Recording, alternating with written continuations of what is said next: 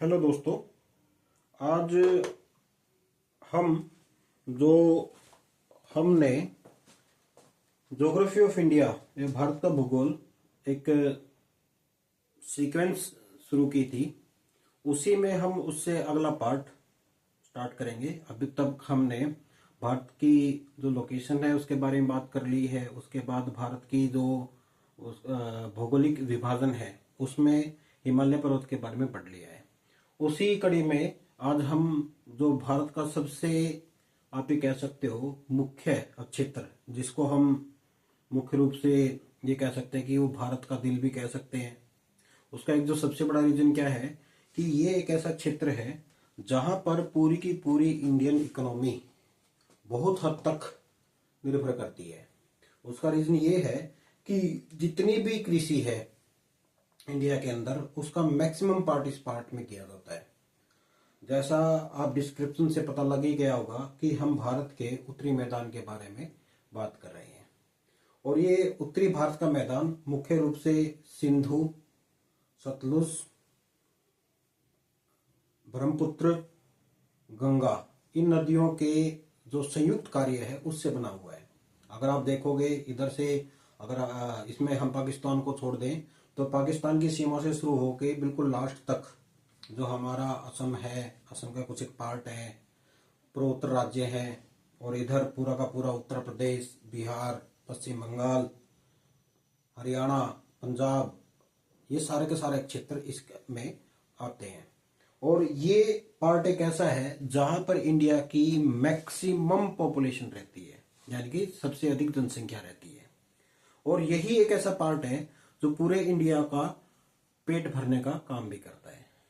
ठीक है, और तो आपको हेडिंग या डिस्क्रिप्शन से आप लोगों को पता चल गया होगा कि हम उत्तर भारत के मैदान की बात कर रहे हैं, और ये है हमारा पार्ट नंबर 1।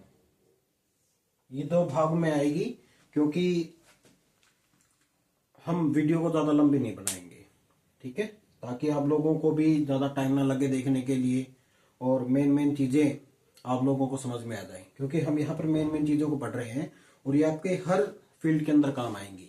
चाहे आप नेट की तैयारी कर रहे हो उसके लिए, चाहे आप कोई कंपटीशन एग्जाम की तैयारी कर रहे हो उस चीज के लिए भी, या फिर आप लोग नॉर्मल किसी क्लास में पढ़ रहे हो, चाहे 9th है, 11th है, बीए की कोई भी क्लासेज है, पीजी की कोई भी क्लासेज है, इवन 6th क्लास है, उससे हर एक क्लास में थोड़ी थोड़ी, यानी कि हम सिर्फ एक मेन पॉइंट की बात कर रहे हैं, उससे ज्यादा हम इसके अंदर इंक्लूड नहीं करेंगे।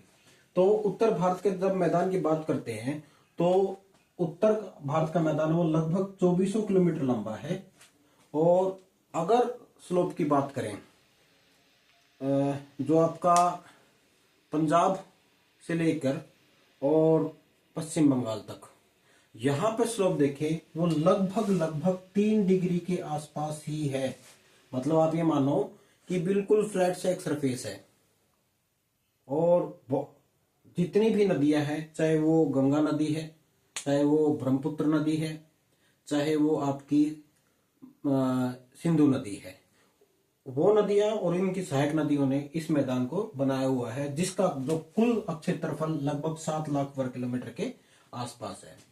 स्टार्टिंग में हम बात करेंगे इसके भौगोलिक विभाजन की, फिजियोग्राफिक डिविजन्स की। तो मुख्य रूप से जो उत्तरी भारत का मैदान है उसको हम 4 भौगोलिक विभाजन में बांटते हैं। तो पहला है आपका भाबर। भाबर कौन सा है? जैसे ही नदियां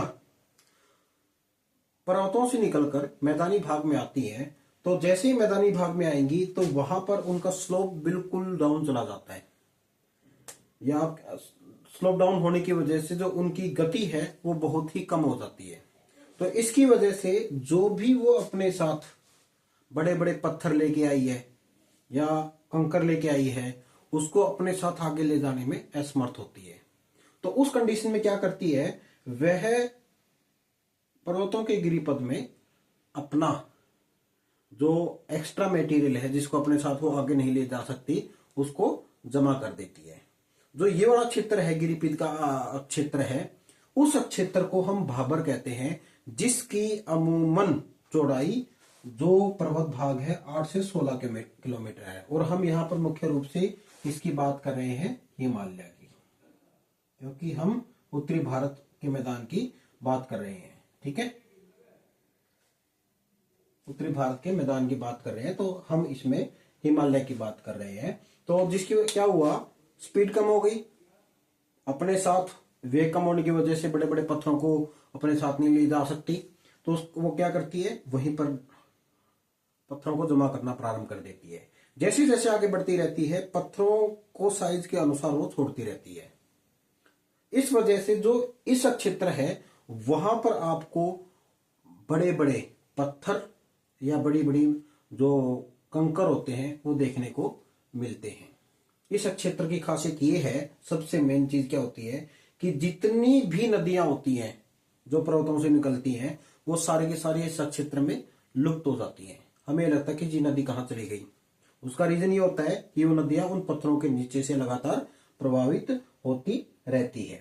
ठीक है, तो पत्थरों की वजह से कह सकते हो ये क्षेत्र है वो इतना ज्यादा उपजाऊ नहीं है। आपको पत्थरी पत्थर दिखाई देंगे, लगभग लगभग जो एक क्षेत्र होता है वो 8 से 16 किलोमीटर के बीच का क्षेत्र होता है। इस क्षेत्र को हम संक्रमण क्षेत्र भी कहते हैं। किसका, मैदानी भाग का और पर्वतीय भाग का संक्रमण क्षेत्र के रूप में भी इसको जानते हैं। उसके बाद नेक्स्ट जो आता है वो आता है तराई। तराई क्या होता है, भाबर के जस्ट दक्षिण में का जो क्षेत्र होता है वो तराई होता है। इसकी भी जो चौड़ाई है वो लगभग 16 किलोमीटर के आसपास मानी जाती है। जितनी भी नदियां थी जो भाबर में विलुप्त हो गई थी, वापिस तराई के अंदर दिखाई देने लग जाती है। दूसरी कंडीशंस, जैसे जैसे आगे जाएंगे, जैसे कि आप लोगों को पता है कि स्टार्टिंग में भाबर है, जैसे ही वो मैदानी भाग में आया बड़े बड़े पत्थर जमा कर गए।